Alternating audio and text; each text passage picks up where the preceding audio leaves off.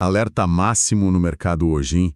Dia 25 de setembro, as ações da Ambipar, nossa, despencaram. Mais de 50% só hoje. Uma queda brutal. E a B3 teve que acionar o leilão 2 vezes, né? Para tentar segurar a volatilidade. Exato. E se a gente olha para a semana toda, a perda acumulada já passa de 65%. É muita coisa para uma empresa daquele tamanho, uma gigante global em gestão ambiental. Realmente impressionante. A pergunta que fica é: o que está acontecendo? O que derrubou a Ambipar desse jeito? Pois é, e a resposta, ou pelo menos a faísca inicial, parece ter vindo da justiça. A Ambipar conseguiu hoje uma medida para se proteger dos credores. Uma tutela cautelar, né? Que funciona como um escudo temporário. Isso. É um fôlego, mas muita gente no mercado já está lendo isso como, bom, um passo que talvez anteceda uma recuperação judicial. Uma situação bem delicada. Sem dúvida.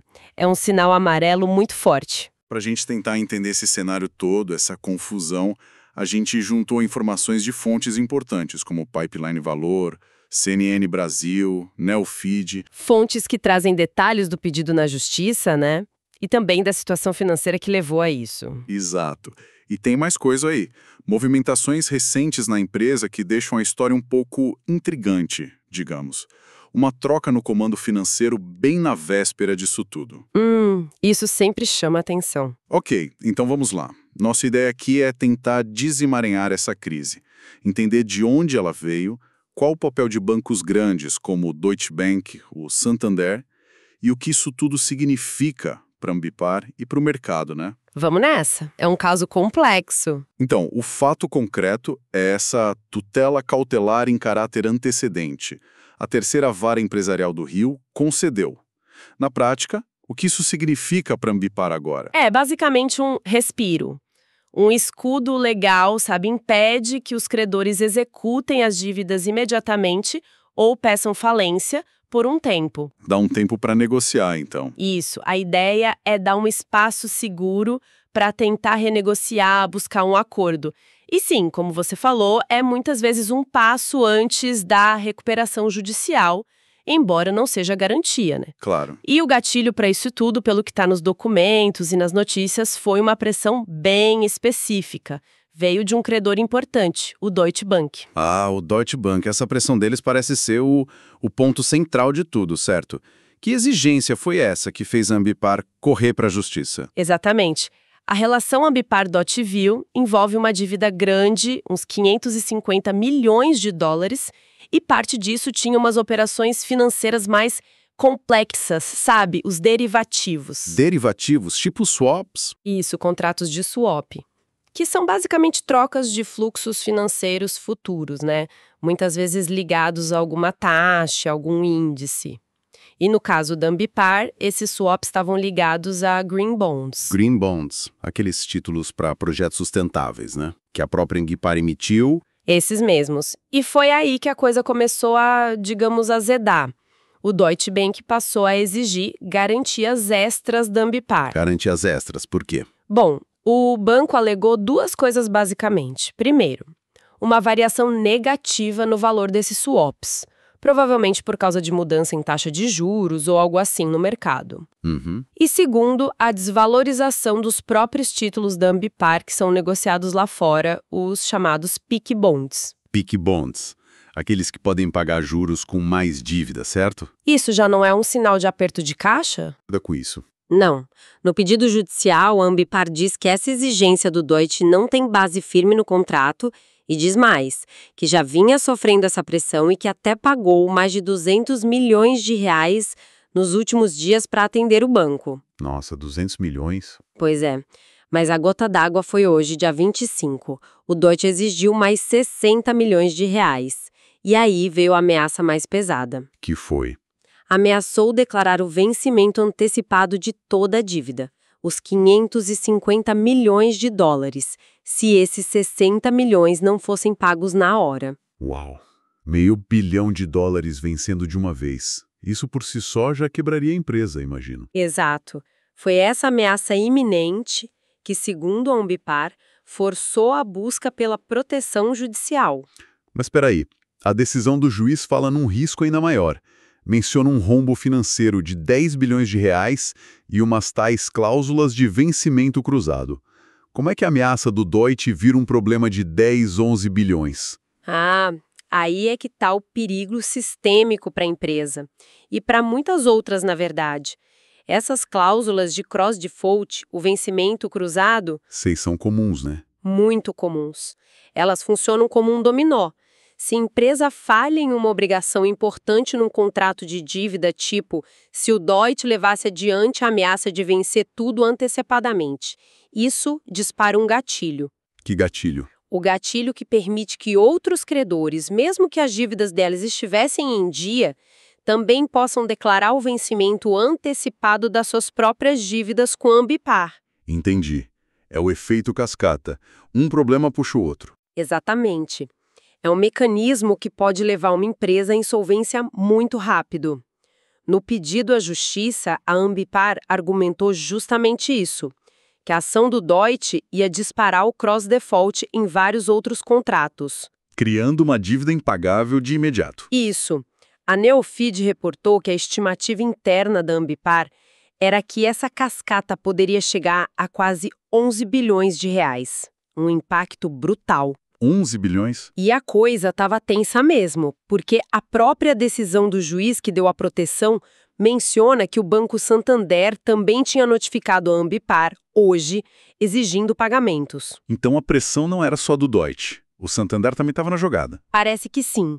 Naquele momento, a pressão aumentou de vários lados. E mesmo com o juiz dizendo na decisão que ainda faltavam documentos para entender tudo, a proteção foi dada. Isso mostra o tamanho da urgência que ele percebeu ali. Sem dúvida, o juiz ponderou isso. Reconheceu que precisava de mais informações para uma análise completa, mas viu que o risco de um dano muito grave, talvez irreversível para a empresa, para os funcionários, para os outros credores, era real e imediato. Faz sentido. Evitar o pior no curto prazo. Exato. A urgência justificou a medida protetiva, mesmo que ele tenha pedido mais documentos depois. E vale notar que a Ambipar está com escritórios de advocacia bem conhecidos nessa área, né? O Salomão Advogados e o Galdino Advogados. Certo. Agora, vamos para aquela parte que eu mencionei, que adiciona uma camada de intriga. Poucos dias antes disso tudo estourar, na segunda-feira, dia 22, a Ambipar trocou o diretor financeiro, o CFO. Ah, sim! O João Daniel Pirandi Arruda saiu. E quem assumiu foi o Ricardo Rosanova Garcia, que já era o diretor de relações com investidores. Ele acumulou as funções. Isso 3 dias antes do pedido de proteção. É muito em cima da hora, não acha? Apertadíssimo. E no mundo corporativo, esse tipo de coincidência, perto de uma crise assim, sempre levanta sobrancelhas, né? Com certeza.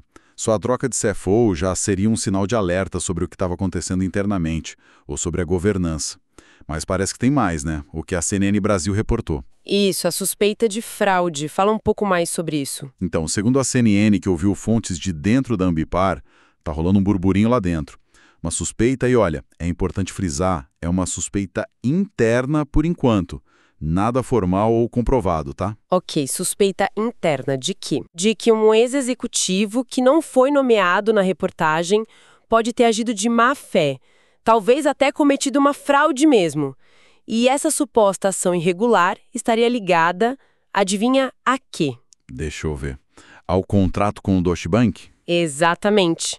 Ligada à assinatura de um aditivo contratual com o Deutsche Bank sobre pagamentos de dívidas. Caramba. Se essa suspeita tiver algum fundo de verdade, isso muda tudo, não? Pode significar que a pressão do Deutsche tinha mais base do que a Ambipar diz, ou que teve falha de controle interno grave. Pode sim. Abre muitas perguntas e complicações. Se teve um aditivo assinado de forma irregular, isso pode validar a posição do Deutsche ou, pelo menos, enfraquecer a defesa da Ambipar. E, claro, levanta dúvidas sérias sobre os processos internos, a governança da empresa. Com certeza. Mas, de novo, é bom ter cautela. Por enquanto, é uma suspeita interna que a imprensa trouxe. Não tem confirmação oficial, nem detalhes, só que a simples existência dessa suspeita já joga uma sombra de desconfiança e tensão em todo o caso, né? Sem dúvida. E como é que o mercado estava vendo o Ambipar antes dessa bomba de hoje? Já tinha algum sinal de fumaça além da troca de CFO na segunda? Sim, alguns sinais já estavam no radar de quem acompanha mais de perto. Na mesma segunda-feira que o CFO saiu, a Ambipar anunciou uma captação grande, 3 bilhões de reais em debêntures. 3 bilhões. Para quê? O objetivo declarado era usar o dinheiro para recomprar títulos de dívida mais antigos que estavam no mercado. Olha, recomprar dívida pode ser uma estratégia normal, mas uma emissão desse tamanho, vinda de uma empresa que alguns analistas já viam como bem endividada, acendeu um alerta, sim. O mercado começou a se perguntar qual é a real necessidade de caixa, a estrutura de capital aguenta. Então, essa emissão de debêntures já podia ser uma tentativa de apagar incêndio, de lidar com a pressão que já existia. É uma possibilidade que está sendo muito considerada agora olhando para trás. Essa captação enorme, seguida da troca de CFO e, 3 dias depois, o pedido de proteção. Parece um roteiro, né? Sugere que a empresa já sabia que a situação estava ficando difícil. Faz sentido. E a reação do mercado hoje? Essa queda brutal das ações, saindo de R$ 14 para menos de R$ 5. E com as paralisações na B3. Exato. Não foi só pelo pedido de proteção, então. Foi a combinação de tudo. Eu acho que sim, foi a combinação.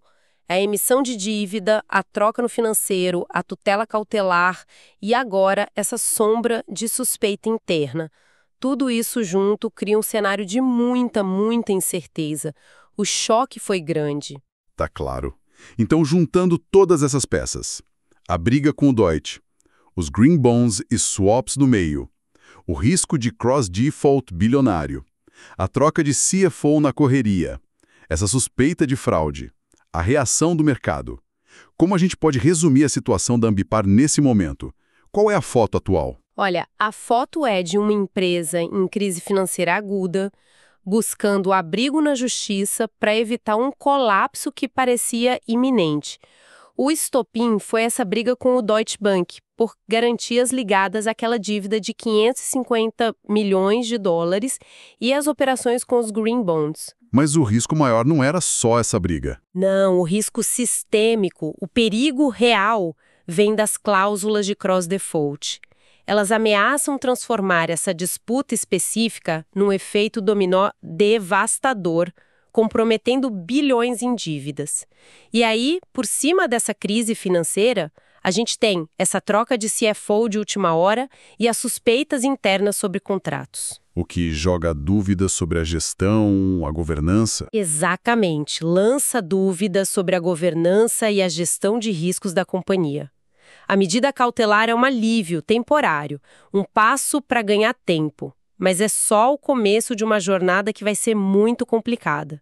As negociações com todos os credores, não só o Deutsche, vão ser cruciais agora. Entendido. Então o quadro é de crise aguda, sim, disparada por essa questão com o Deutsche, mas com raízes que podem ser mais fundas, envolvendo talvez a estrutura da dívida, possíveis falhas de controle e agora essa névoa de desconfiança. Bem delicado para uma empresa que era vista como um sucesso no setor ambiental, né? Exatamente. E isso, sabe, leva a uma reflexão final que vai um pouco além do dia a dia da crise. É curioso, para não dizer irônico, que o gatilho, ou uma parte importante dele, esteja ligada a operações com green bonds. Verdade. Instrumentos feitos para financiar sustentabilidade. E acabaram no centro de uma disputa que quase quebrou uma empresa justamente do setor ambiental. O que será que essa situação toda pode nos dizer sobre as complexidades ou talvez as fragilidades escondidas nesses mecanismos de financiamento verde? É uma ótima pergunta. Será que a complexidade desses títulos, às vezes ligados a metas que são difíceis de medir ou que flutuam muito, adicionam um risco que a gente não percebe direito? Pode ser um ponto.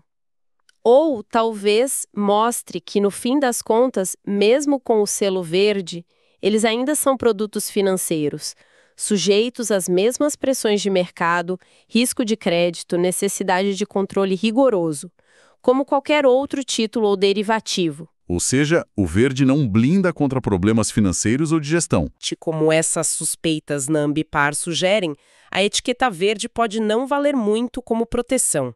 Fica a reflexão mesmo. Será que a gente está prestando atenção suficiente nos riscos financeiros e de governança por trás desses investimentos que parecem tão bonitos na superfície, tão alinhados com o ESG? O caso Ambipar, infelizmente, pode virar um estudo de caso importante sobre isso.